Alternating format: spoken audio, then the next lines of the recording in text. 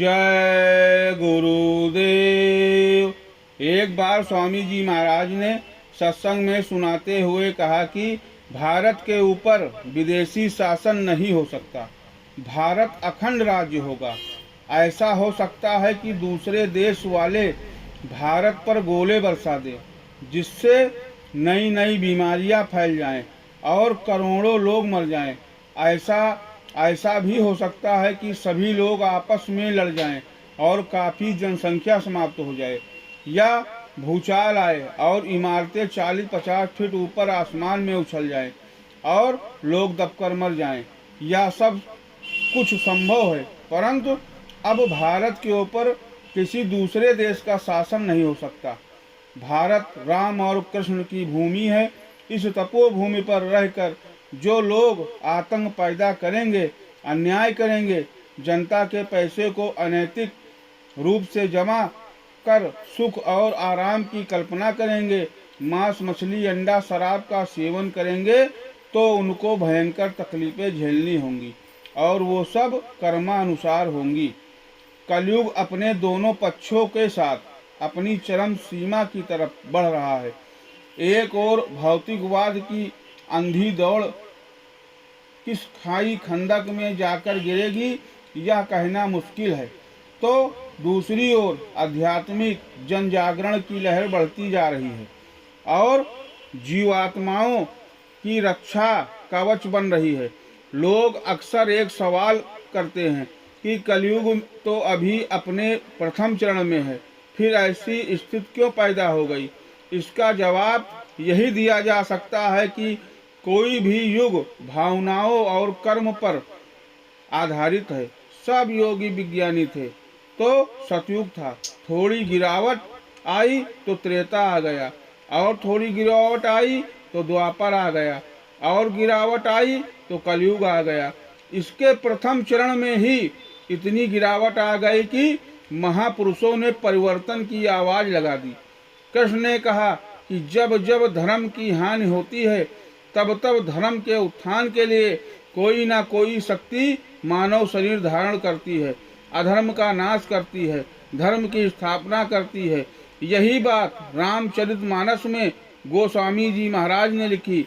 उन्होंने किसी काल और सीमा का निर्धारण नहीं किया। उन्होंने एक बात कही कि जब जब धर्म की हानि होगी, कोई ईश्वरीय शक्ति आएगी, अधर्म का विनाश करेगी, धर्म की स्थापना करेगी। महापुरुष त्रिकालदर्शी होते हैं, इसलिए उन्होंने 400-500 साल पहले ही कह दिया कि संवत 2000 के ऊपर ऐसा योग आएगा कि चारों तरफ अकाल पड़ेगा, मारा मारी होगी, भयंकर समय हो जाएगा। लेकिन ऐसे समय में वही लोग बचेंगे जो गुरु का ध्यान करेंगे, और फिर सतयुग आएगा। सतयुग आने की बात और महात्माओं ने अपने अपने तरीके से अपनी अपनी वाणी में कही है, क्योंकि वो जानते थे कि राम जैसे योगी पुरुष का वरदान कभी झूठा नहीं होगा। इतिहास कहता है कि जब राम वनवास को जाने लगे तो उनको पहुंचाने के लिए कुछ दूर तक सारी प्रजा गई और राज के हिजड़े भी गए। राम ने कहा कि ऐ नर नारियों, तुम वापस चले जाओ। सब वापस चले गए, लेकिन हिजड़े, उन्होंने सोचा कि हमें तो कोई आदेश ही नहीं मिला, इसलिए वो नहीं गए। जंगल में 14 साल तक अपना गाना बजाना छोड़कर तपस्वियों की तरह रहे। जब राम वापस लौटे तो उन्होंने देखा कि ये हिजड़े तो यहीं पर पड़े हैं। वो खुश हो गए और कहा कि तुमने भी मेरी तरह से तपस्या की। उन्होंने वरदान दिया कि तुम्हें भी कलयुग में थोड़े दिन का राज मिल जाएगा। कहा है, तप से चूके राज मिलत है, राज से चूके नरका। अब जैसा राजा वैसी प्रजा। तो अब कोई क्या कर रहा है, किसी की समझ में कुछ नहीं आ रहा है। ऐसा अभेदवाद पनप गया कि किसी में कोई फर्क नहीं, सब एक धरातल पर खड़े होने लगे। बड़े छोटे का सम्मान चला गया, स्त्री पुरुष का भेद मिटने लगा, छोटे बड़े का भेद मिटने लगा, और भी बहुत कुछ होने लगा। जिसको गोस्वामी जी महाराज ने कहा, शब्दों में कहा जा सकता है कि वरन न जाए अनीत अपारा, कब कहाँ क्या घटना हो जाए कोई ठिकाना नहीं। तप से चूके राज मिल गया, राज से चूके तो नर्क का रास्ता खुला। एक ऐसा राज आया कि सबके लिए नर्क का रास्ता खुल गया। बाबा जय गुरुदेव जी महाराज ने कहा कि राज नियम तो बदलते रहते हैं, लेकिन धर्म के नियम नहीं बदलते। वह सनातन है, शाश्वत है। धर्म के नियम जब टूटते हैं तो अव्यवस्था फैल जाती है, क्योंकि धर्म मानव से जुड़ा हुआ है।